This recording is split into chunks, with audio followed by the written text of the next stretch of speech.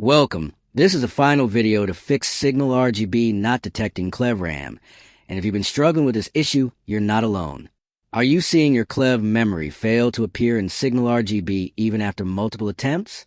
This usually happens because SignalRGB sometimes doesn't recognize certain RAM brands due to driver conflicts or missing firmware updates. Most solutions you find online are complicated, with long tutorials and confusing steps that waste your time. But today on Rexist, I'll show you a secret easy trick that gets your KLEVV RAM detected in just a few clicks without reinstalling anything or messing with hidden files. All you need to do is update your RAM firmware through the official KLEVV tool and then refresh SignalRGB while running it as administrator, and your memory will appear instantly. If you want a full step-by-step tutorial with visuals, comment below and I'll make it for you.